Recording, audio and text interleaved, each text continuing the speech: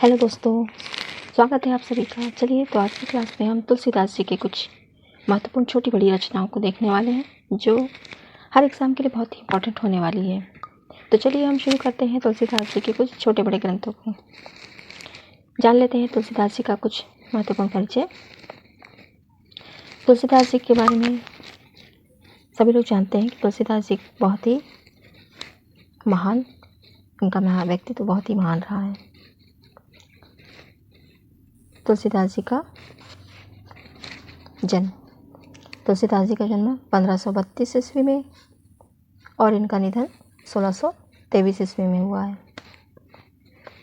जन्म हुआ है 1532 ईस्वी में और निधन हुआ है 1623 ईस्वी में। सोरो में हुआ है। ये कहाँ पर आता है? यूपी में। और ये किसके अनुसार है? किसके अनुसार कहा गया है? गौरी शंकर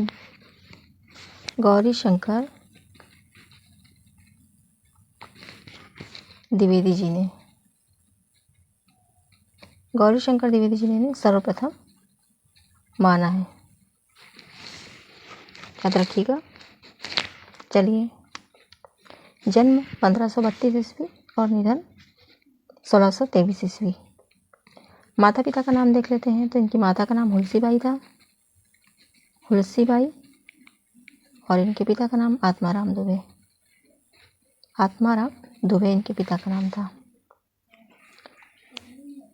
पोषण, इनका पालन पोषण जिनका मृत्यु थे, इनकी माँ खत्म हो चुकी थी, देहांत हो चुका था इनकी माँ का। इनके गुरु की बात कर लेते हैं।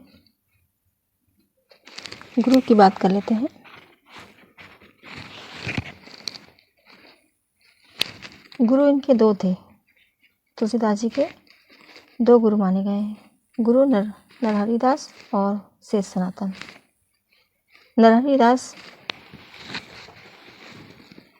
गुरु नरहरि दास ने इन्हें राम जी का ज्ञान दिया था, जबकि शेष सनातन से इन्होंने वेदांग और दर्शन का ज्ञान प्राप्त किया। वेदांग और दर्शन का ज्ञान प्राप्त किया था।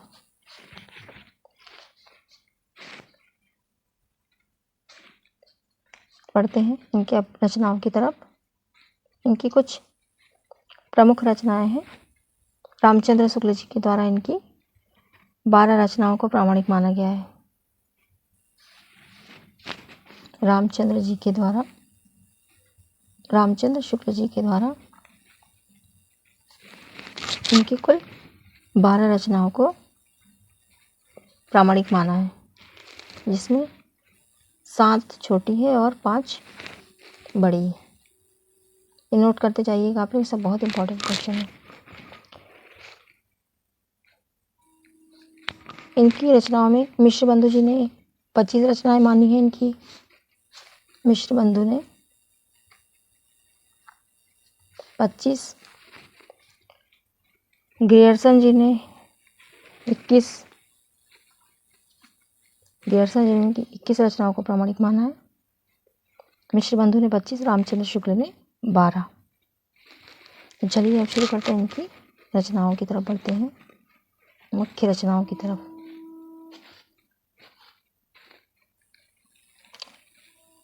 प्रमुख बड़े ग्रंथ।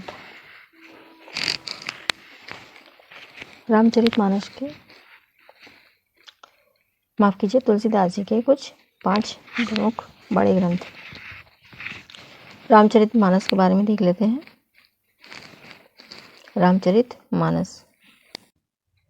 रामचरितमानस इसमें एक अवधी भाषा में लिखा गया है।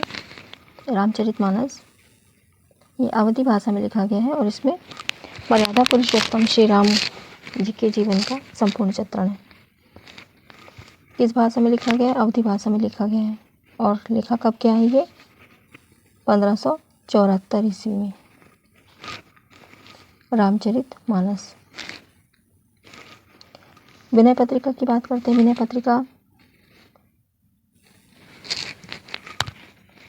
पत्रिका ये ब्रज भाषा में लिखा गया है, ब्रज भाषा में ये लिखा गया है। विनय पत्रिका ब्रज भाषा में लिखा गया है। इसमें आत्मनिवेदन के पद है, भक्ति और आत्मनिवेदन के पद विनय पत्रिका में शामिल है। और इसमें कृष्ण जी की स्तुति का भी वर्णन है, कृष्ण जी की स्तुति भी इसमें देखने को मिलेगी आपको। विनय पत्रिका की रचना काल का तो ये 1582 में इसका रचना काल है। विनय पत्रिका का 1582 में। रामचरितमानस ये अवधी भाषा में लिखा गया। मर्यादा पुरुषोत्तम श्री राम का संपूर्ण जीवन चित्रण इसमें आपको देखने को मिलेगा। 1574 में इसकी रचना हुई है। विनय पत्रिका ब्रज भाषा में लिखा गया और इसमें भक्ति और आत्मनिवेदन के पात्र इसमें कृष्ण जी की स्तुति देखने को मिलेगी 1582 में। आगे कवितावली ये भी ब्रज भाषा में देखने को मिलेगा आपको। इसमें कवित्व और सवैया छंदों में राम कथा का वर्णन है। कवित्व और सवैया छंदों में श्री राम कथा का वर्णन किया गया है कवितावली में।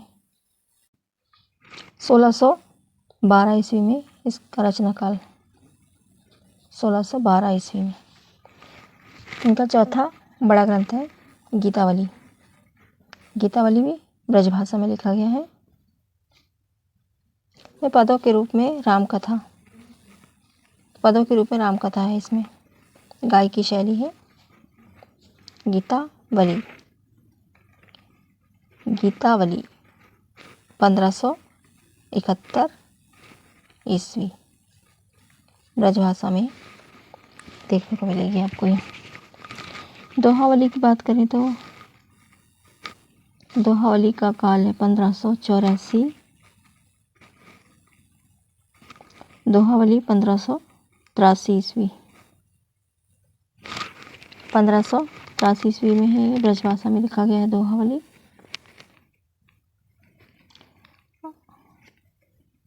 भक्ति ज्ञान और नीति संबंधी दोहे। भक्ति ज्ञान और नीति संबंधी दोहे। बढ़ते हैं इनके छोटे ग्रंथों की तरफ। लघु ग्रंथ के बारे में देख लेते हैं। इनके छोटे ग्रंथ। कृष्ण गीतावली ये ब्रज भाषा में है।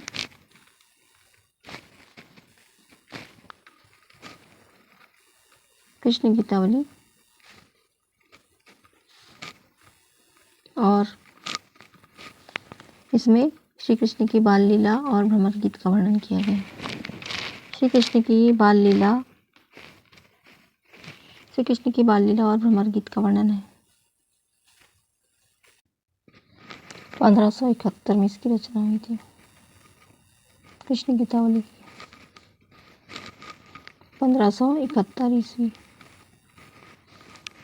बरवय रामायण यह अवधी भाषा में लिखा है। बरवय छंदों में संक्षिप्त रामकथा का वर्णन है। और ये 1612 ईस्वी में इसका रचना काल है। पार्वती मंगल ये अवधी भाषा में लिखा हुआ है और इसमें शिव और पार्वती जी के विवाह का मांगलिक वर्णन किया गया है। पार्वती मंगल में शिव और पार्वती जी के विवाह का मांगलिक वर्णन किया गया है। रचना काल है 1582 ईस्वी। जानकी मंगल यह भी अवधी भाषा में लिखा गया है और ये इसमें श्री राम और सीता जी के विवाह का वर्णन आपको देखने को मिलेगा जानकी मंगल में श्री राम और सीता जी के विवाह का वर्णन। 1582 इसकी रचना हुई और यह अवधी भाषा में लिखा गया है। हनुमान बाहुक हनुमान भावुक। इसकी रचना उन्होंने ब्रज शारीरिक पीड़ा से मुक्ति पाने हेतु हनुमान जी की स्तुति की थी। ब्रज शारीरिक पीड़ा से मुक्ति हेतु हनुमान जी की स्तुति की थी।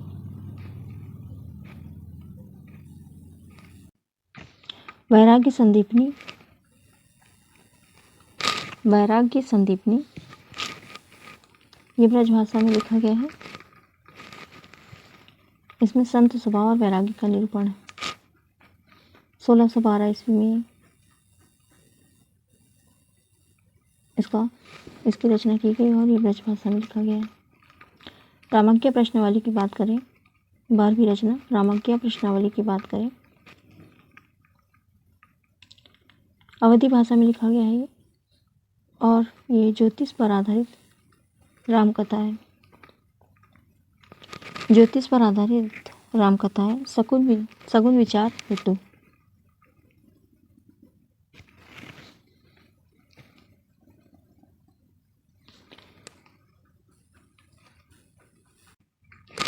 तो यह थी दोस्तों कुछ श्री तुलसीदास जी की छोटी बड़ी रचनाएं।